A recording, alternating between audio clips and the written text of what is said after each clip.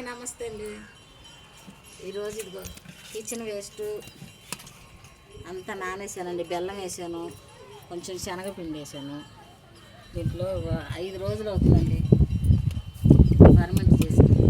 ఇదంతా నీళ్ళు పోసి అంతా దీంట్లో వడగట్టుకున్నాం. ఇది చూడండి శుభ్రంగా ఎట్లా వచ్చింది తిప్పి. మనకి ఇంట్లో వచ్చేదంతా మామూలుగా ఉల్లి,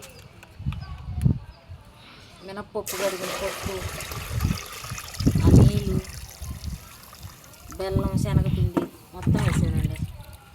వేసి 5 రోజులు పెట్టుకున్నా మన మొక్కలకి. సగం అయింది కదండి, అది సగం నీళ్ళు పోసాం. ఇది పొగాకు, టీ పొడి, కొంచెం కర్పూరం వేసి నేను పైన మొక్కలకు కొడతానండి. అది కూడా కొంచెం దీంట్లో వేసుకొని మొక్కలకి ఇచ్చినా ఏం కాదండి. కర్పూరం వల్ల మనకి ఏం కాదు. చూడండి అలా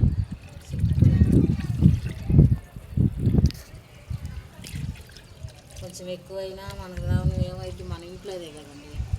చెట్లు బాగుంటాయి. దీనివల్ల మనకు నష్టమే లేదు. వేరే ఏమన్నా పవర్ఫుల్ మందులు కాదు.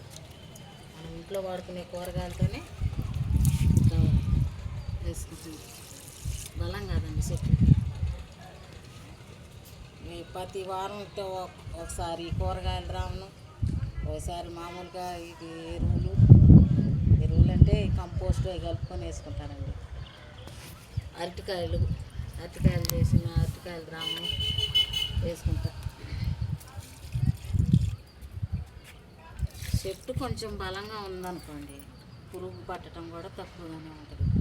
అందుకే ఎప్పటికప్పుడు ఏదో ఒకటి చేసుకోవాలి, ఏదో ఒకటి వేసుకోవాలి. మన ఇంట్లో అది బయటకు పోయి కొనుక్కొచ్చుకోవాల్సిన అవసరం లేదండి.